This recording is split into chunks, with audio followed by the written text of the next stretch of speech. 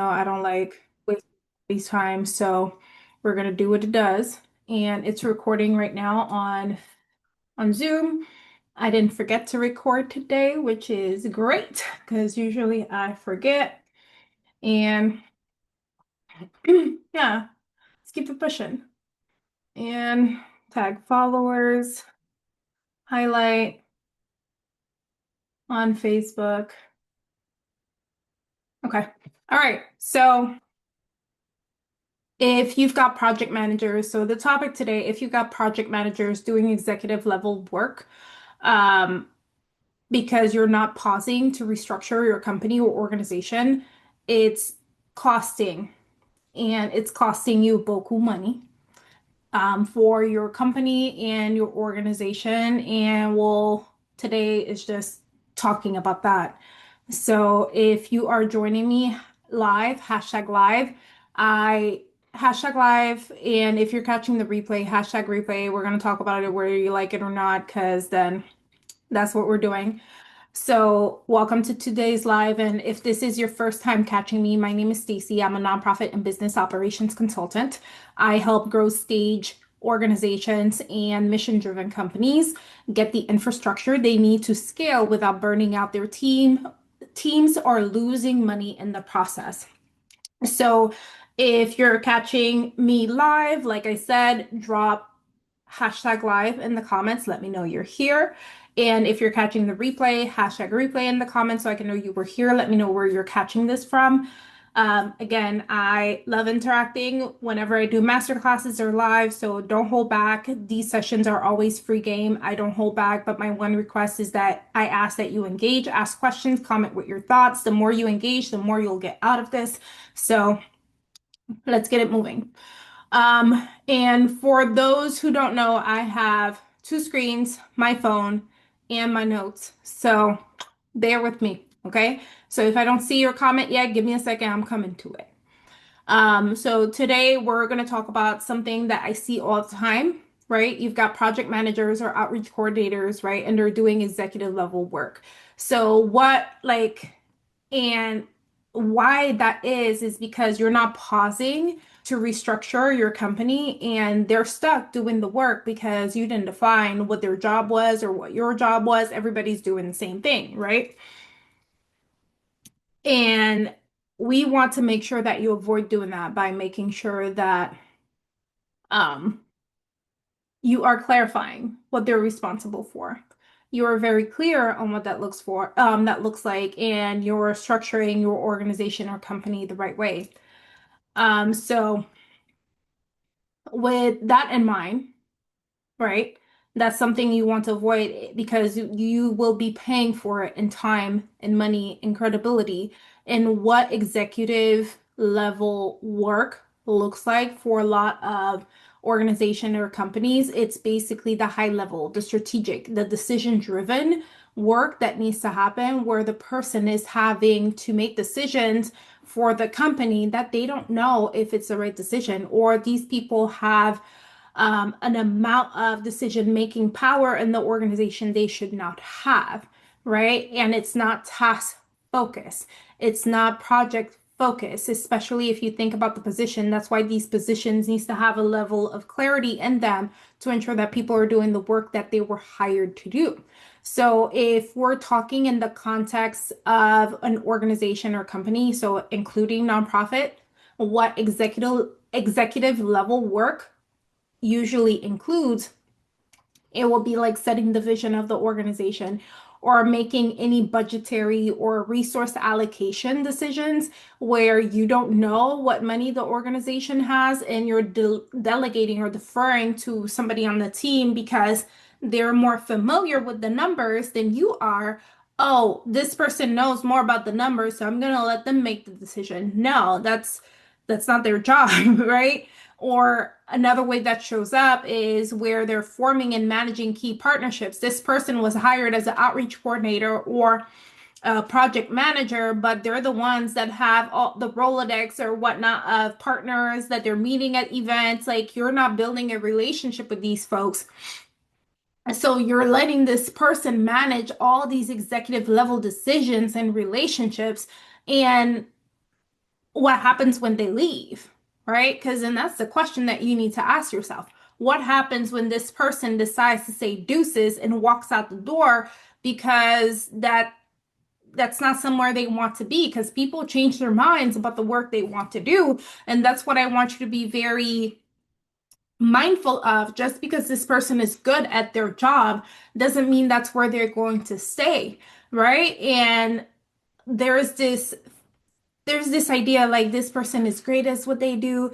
Oh, Jane has been with us for 20 years. Like we know, like she's good. She's good. Yes, she's good. But what happens if she retires? What happened if she quits? What happened if somebody makes her an offer that she cannot refuse?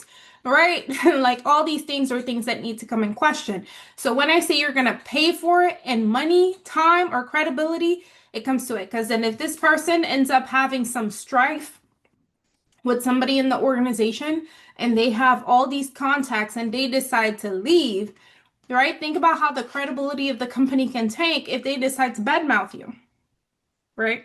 Or if this person leaves and the partners associated the organization or company with that person.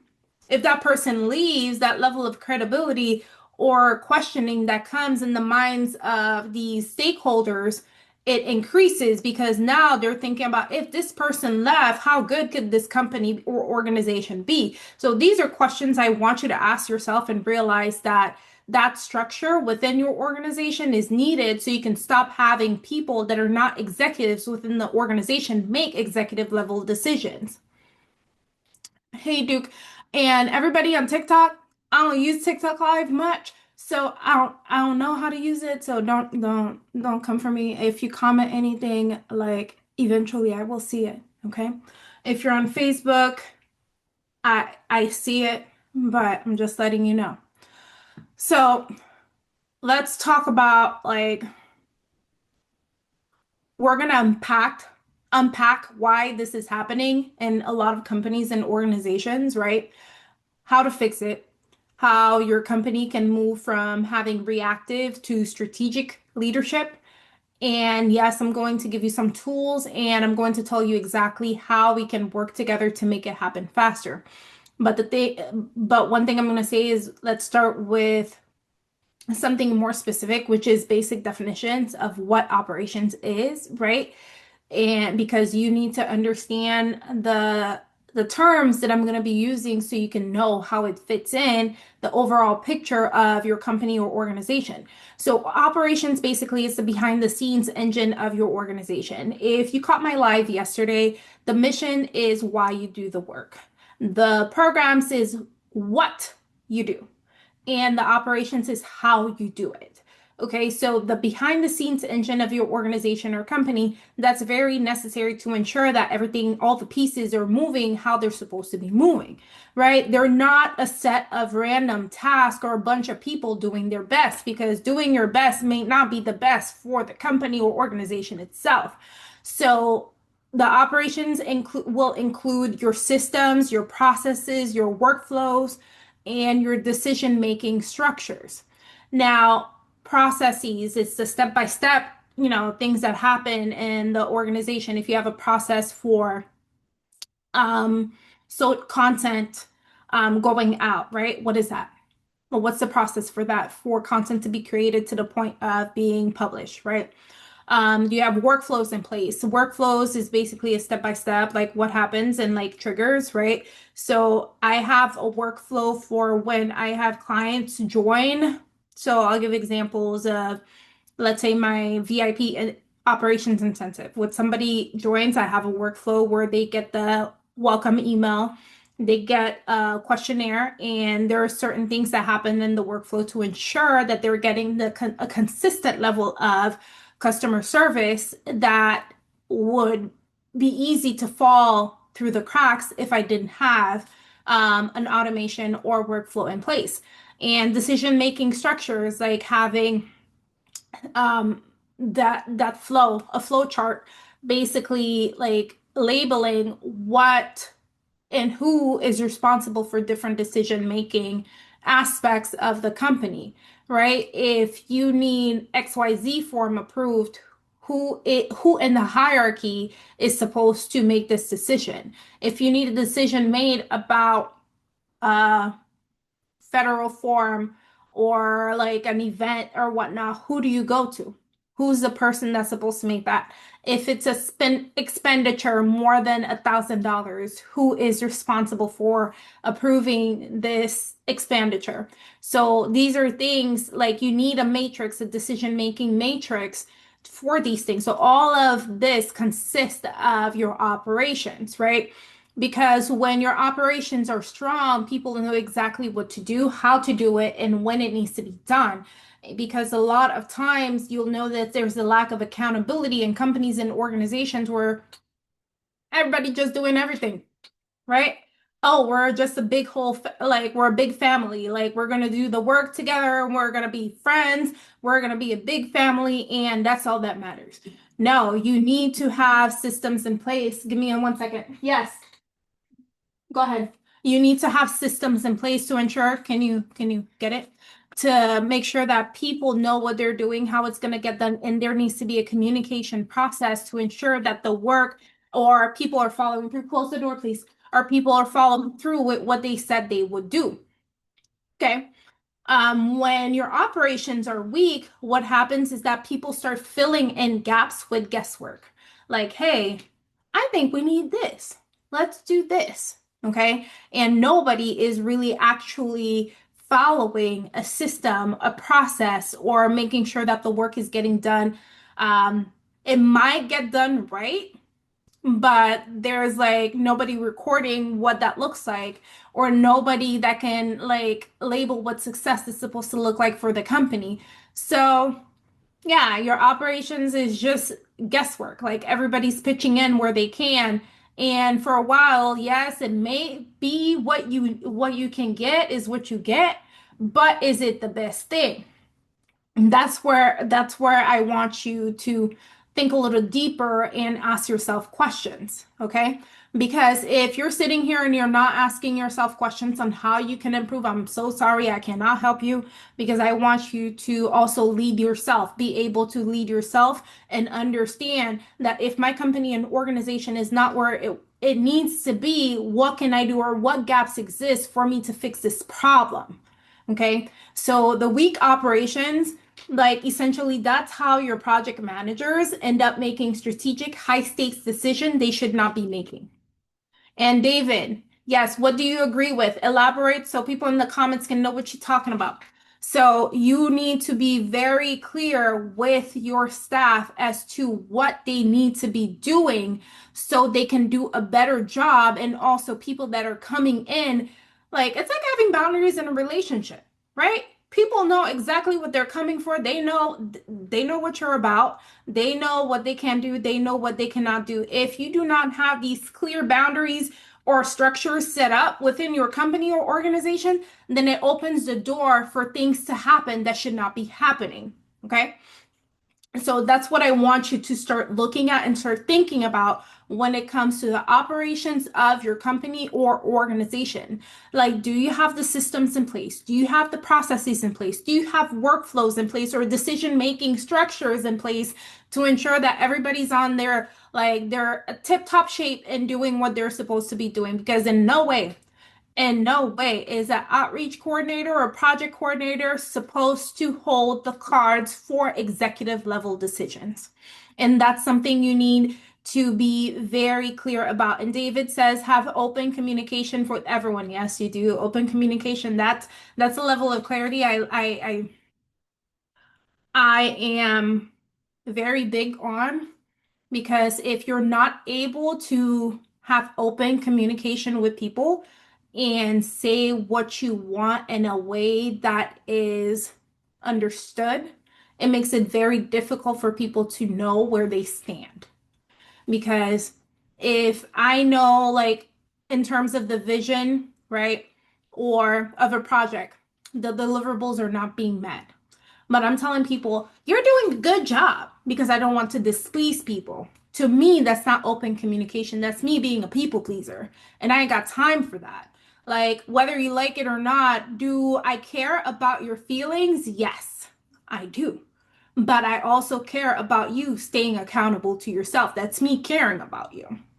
So if I tell you you're doing a good job when you're not, then to me, that's a lack of communication. So open communication is good, it's great, but you need to be also an effective communicator.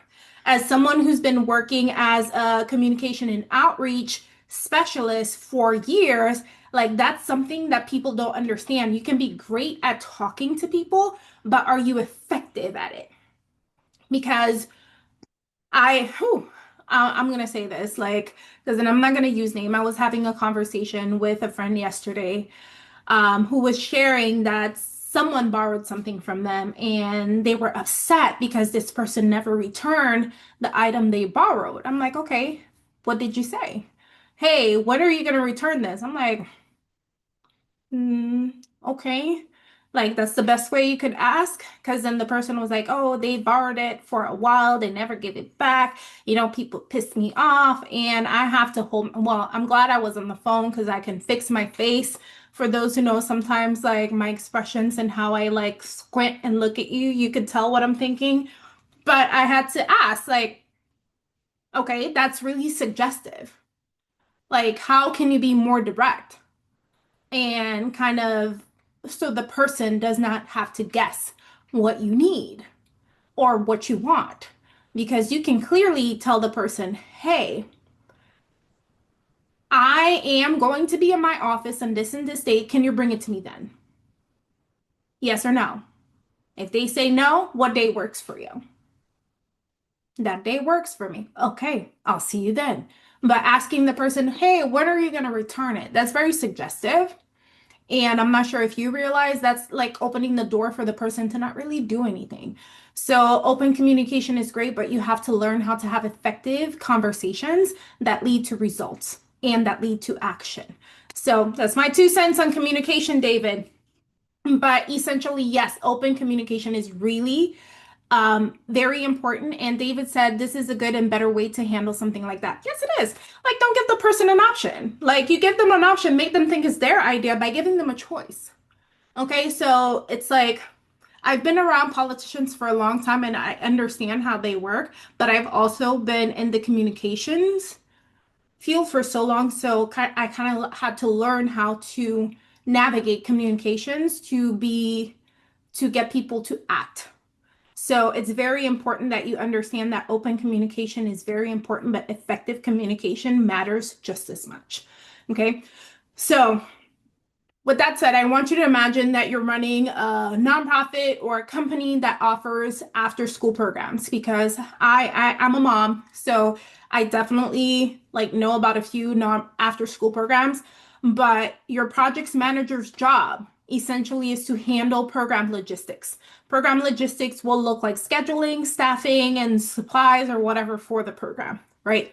But because there is no clear budget process, this project manager is suddenly deciding how much to spend on materials. That's not their job.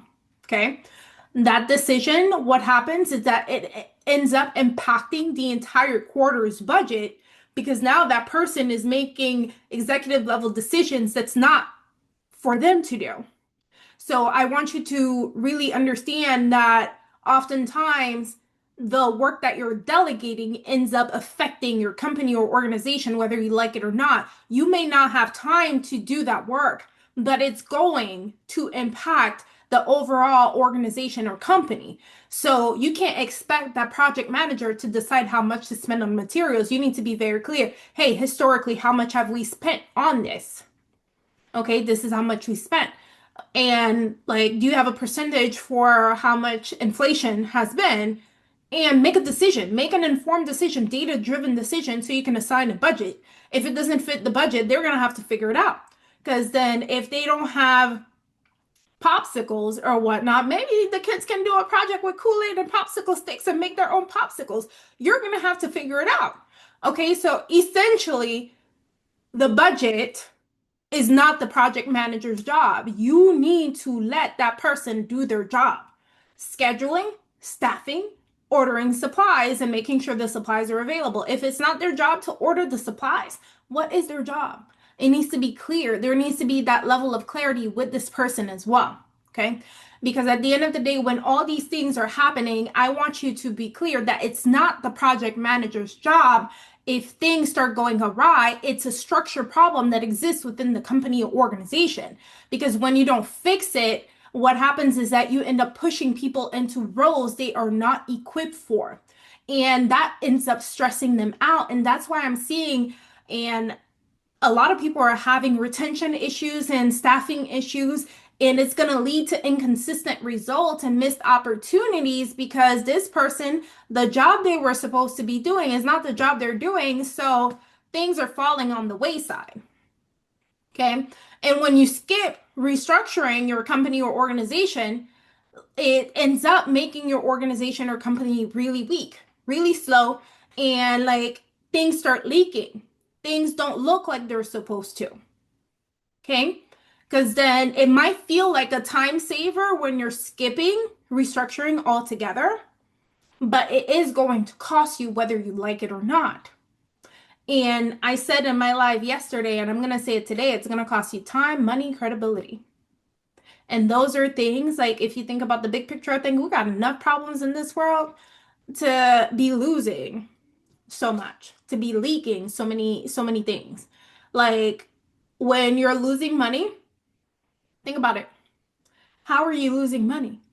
Without the right approval processes, you tend to overspend. Because imagine if that project manager Jane was making these budgeting decisions for her and the money's there. But you know, all the money has somewhere it's supposed to go, but Jane doesn't know that because that's not her job. So she spends, right? I'm just gonna use the name Jane. If your name is Jane, I'm sorry, but you gonna be my friend today because then I'm using your name. So without the right approval processes, you end up overspending, right? You're missing on certain discounts because now, because when budgeting, when making acquisitions, you also have to be able to evaluate or compare deals, right? So you're missing discounts because there's no structure in place of where we need to scout for these deals. Like, are we going to get these deals on Amazon or do we have another company that we source from that's cheaper? Like these things, there is no structure in place. Like nobody knows what they're supposed to be doing. So they just type it on Google, whatever comes up, they purchase, but it might be the most expensive one. Or they end up going to, I kid you not, they go to Temu and purchase it and it breaks in a few days and they have to purchase it again. That's a waste of money. Okay. So you lose money, you overspend, you miss on discounts, you purchase cheap material that's not going to last and it's costing your company and organization money, right? The other resource that you end up losing because of the lack of structure is time, where people are like wasting hours. And I have to make it clear because when I say people are wasting time, I am not saying people are being lazy and like spending their time on purpose or wasting their time on purpose.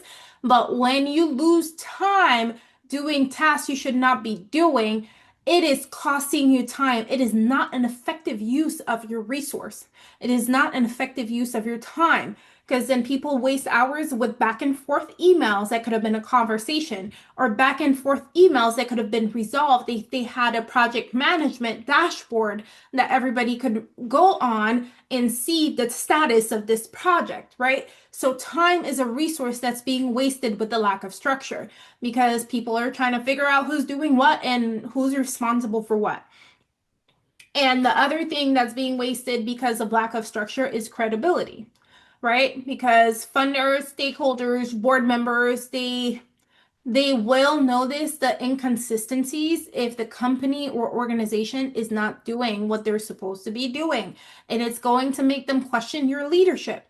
As the leader of the company or organization, you need to start thinking about the structure of your company and organization and what systems you need to have in place, how your operations need to be more robust to support the vision of the company. And at the end of the day, all of this is a systems problem. And a lot of folks don't understand what systems are. Systems within an operation, it will create clarity and make sure the right decisions get made by the right people. So that's something you need to be very clear on, is what systems support the operations you have for your company organization right now, because they create that level of clarity that you need, right? They make sure the right decisions get made by the right people. Systems are basically repeatable methods that what it looks like is like every quarter, right? Each department submits a budget request, right? On the same form, same date, well, same monthly date, and it's reviewed by the same people in the meeting. That's predictable, that's efficient, that's a system, it's a repeatable method. So every quarter, you guys, is there like my question for this system? Is there a standard operating procedure for it? Where if somebody new joins the team, will they know what to do for this particular process? Do they know that every quarter they have to submit a budget request on the same form by the same date that's reviewed by the same people? Okay. Like having a system makes your whole operation more efficient. So systems play a role within an operation. So operation is an umbrella, system, workflows, processes, and all that stuff. So if you don't have that, what happens is that every time this particular task comes into the picture, there's a last minute scramble happening. Okay. And that's what I want you to avoid. That's what I want to help my clients fix. That's what I help my client fix. So, what systems will actually do for your team, they will give your team the tools to succeed without you hovering. Okay. Because I don't know about you, I don't like being a micromanager and it's exhausting. I don't like micromanagers. And if somebody is trying to micromanage me, I will let you do my job. Because then at one point, if you start micromanaging people, some people, if you are like me, you will play stupid and let the person do your job. So you want to avoid hovering over people because you didn't have a system in place to help them do their job. Because if you hire somebody, it's because you want someone to do this job. You're not trying to do it for them. And hovering and micromanaging, that's exactly that. You're trying to tell them how to do it. You can just go have a child because you can do that because that's like a micromanaging 24/7 or when they're awake, when they're not sleeping or at school. And that's not what you do in your company or organization. You're not trying to find someone to micromanage. Okay, so we're going to be there. So an example of a system would be an onboarding system. That is one that a lot of people understand. So an onboarding system, day one, the new hire gets a welcome email, login credentials, role description, and a 30, 60, 90-day plan. So that will be an example. Well, that's just day one. Week one, they shadow for key tasks. So let's say their position has certain tasks that are essential for their particular position, right? So on week one, you have them shadow somebody for these key tasks. And by week two, they can handle core responsibilities without constant check-ins because now they've done the trainings, they've received, they've shadowed somebody, they know what to do. So onboarding systems are not just nice to have, it's a necessity if you want follow through without micromanagement. So you need to have systems in place for particular tasks within your company or organization if you're trying to make sure that people are not overstepping or doing jobs that are not their responsibilities. Now, shameless plug, if you are missing dashboards or you don't have the systems in place for project management, I have a system setup guide in my Stancer, which is $47. If you want the link to that and you're on TikTok, DM me the word setup and I'll send you the link for that because it's not on my Stancer. That is a private link that I can send you, and then you can get your system setup guide. There are instructions for how to set up dashboards on Monday.com. Monday.com is free for 501c3s, so definitely look into that. Asana and Airtable. So you can use that if you have any of these systems and you're trying to set them up, set dashboards. There's a grant management there's a task management and there is like a document hub, and there are different things in there that could help your organization. So, and it's definitely a way for you to have a system to help you track these things. And it's, again, the time you're not spending to establish certain systems in your company, it costs you on the back end. All right. So the other thing I want you to remember is that follow through is not going to happen because you tell people to be accountable. Okay. Just because you tell people to be accountable does not mean they will be. Like, I value accountability. I'm here telling my staff I value accountability. You think that means that they're going to do what you think they should be doing and come to you and tell you they didn't? They can't read your mind. They can't do that. Like, how did you clearly communicate what you wanted? Was it clear on paper? And is there a system for them to follow through and follow up and let people know what's going on? Do you have a task management dashboard to make sure that people are aware of what their tasks are to meet certain deliverables and also keep themselves accountable? Because if you have a project management or task dashboard, right? If you have that, and people are responsible for checking whether or not it's completed and include notes, everybody on the team knows what's going on. They're going to keep themselves accountable because the task is there.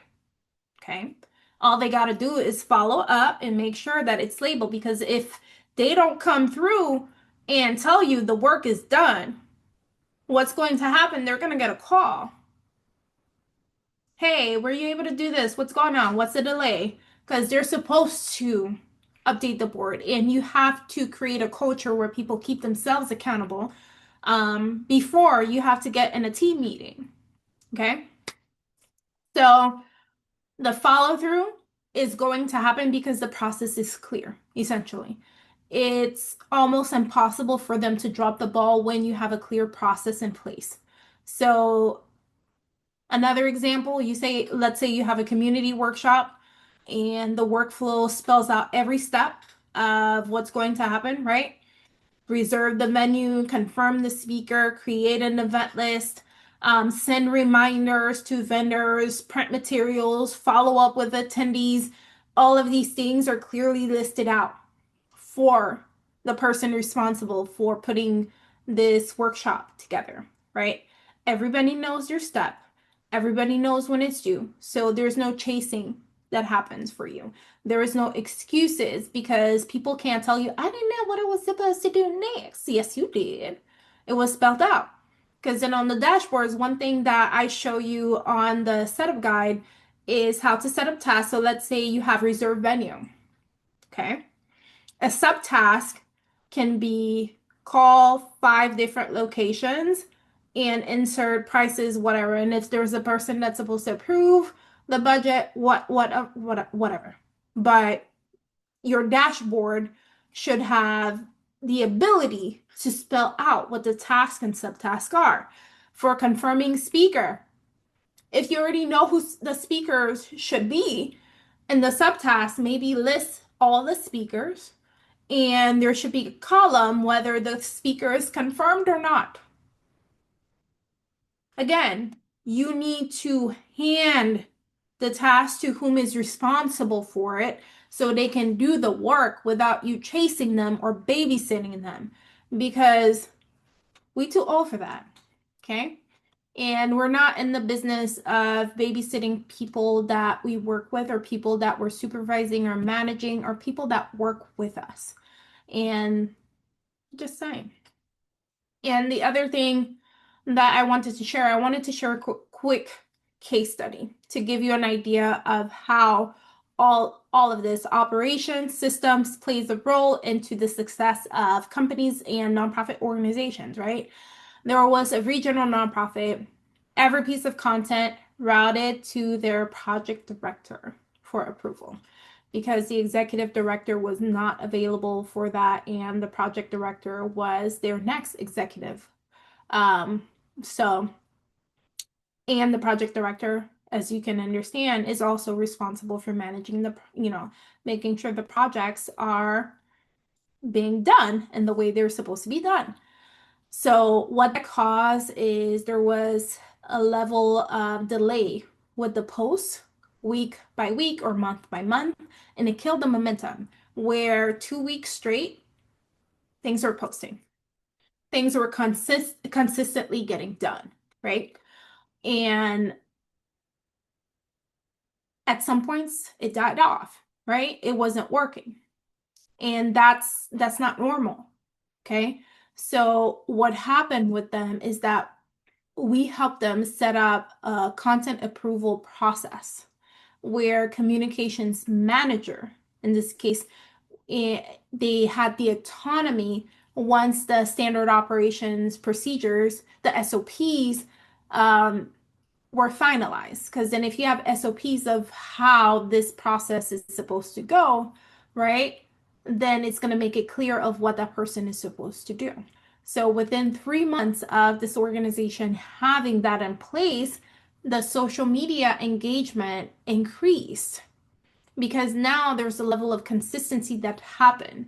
The deadlines were met without stressing anybody out because everybody wasn't doing multiple things at once that wasn't their job. Okay? And the executive director and project director had time to focus on their respective tasks because that's what I was noticing within the organization itself. And this is one of the things I help organizations and companies work through in the precision strategy session, which is a 90-minute deep dive that we do into your operations for your company or organization. If you're making over $50,000 a year in annual revenue and you're trying to fix the bottlenecks and structure for your team to grow. So if that's something you're interested in booking, because I know I have two this week, and I have 3 spots open for next week. So definitely let me know if you're interested in booking yours. The link is in my bio. So if you click on it, it's called the Precision Strategy Session. Okay. And the other thing, oh, it's already 1 o'clock. The other thing I want you to remember is that you can't fix what you cannot see. So if you have to audit to see where the gaps are, the inefficiencies are, so you can help correct what's not working within your company or organization and stop guessing. And I offer free 15-minute operations and system audits. So you can do just that. The link is in my bio as well. You'll see it's called 15-minute operations and system mini audit. So go ahead and apply for one, because then if your organization or company is a great fit, then I'll definitely reach out and let you know to book your call, and then we'll do one together. But the link for that is in my bio. If you're on TikTok or Facebook, anywhere, the link is in my bio. It's called the mini audit, the 15-minute free audit, mini audit for operations and system. So, whew, yeah, if you have any questions, definitely start dropping them in the chat, because I I can talk, y'all. I can talk. I ain't gonna lie. I can talk. I'm quiet most of the time, but I can talk. So I'm just gonna let that marinate, and then we'll keep pushing, because then I do have some data I want to share with you before we close off.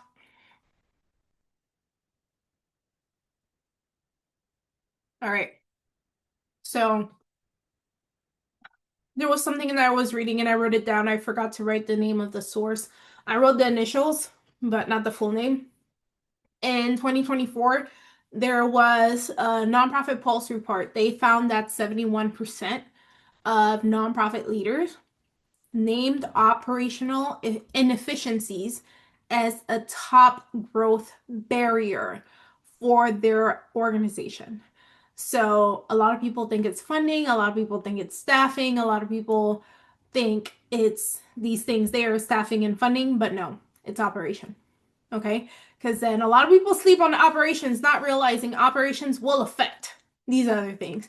If your operations is a hot mess, it's hard for you to get funding because now everything is a hot mess. So you have to be very mindful of your operational inefficiencies.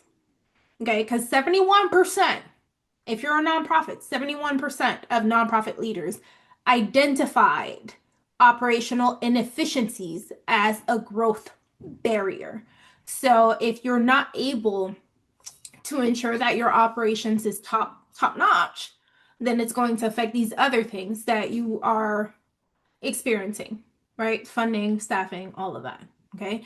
Because then, ooh, for staffing, I have an example. When I was working at the last nonprofit I was in, there was a team member because then remember some decisions were not up to me. And operationally, it was hard for me to change their operations because again, I don't have that decision making power. One team member, she told me, "Hey Stacy, why don't we have this?" I'm like, "I don't know, but I don't think we have the budget for it." "Oh, XYZ has it." I'm like, "Okay, thank you for letting me know." So it's like you have to keep in mind that your staff will also see the operational gaps and inefficiencies that your company or organization has. So it is in your best interest to focus on fixing these things um, before or as you grow to ensure that you're not losing staff. You're not losing good people because of it. Okay? So I'm just letting you think about that. And the other thing I want to say is that quarter 4, right around the corner, we're already in August. Yo, it's already August. Okay? And school's about to start. That means I'm going to have to start waking up mad early again. And also, that's a reminder the fourth quarter is right around the corner. Okay? So if your structure cannot support your goals right now, you're going to roll into 2026 already behind.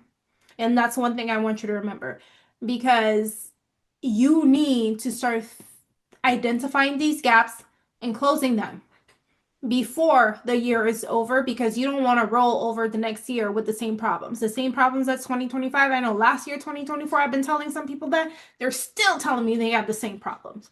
So just letting you know, if you don't act on certain issues, they will continue. Okay. And remember, I have 3 strategy sessions spot open for next week.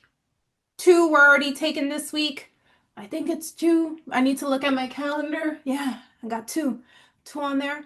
So grab them before they're gone because if you know your team needs structure and you need a level of strategy to improve your structure, definitely book a strategy session and we'll go from there. But anyways, I am going to see what my 10-year-old is up to and what he destroyed downstairs. I know he didn't do anything, but I'm just gonna tease him. Anyways, have a good one and thank you so much for catching this live and hashtag replay if you're catching the replay. Bye y'all.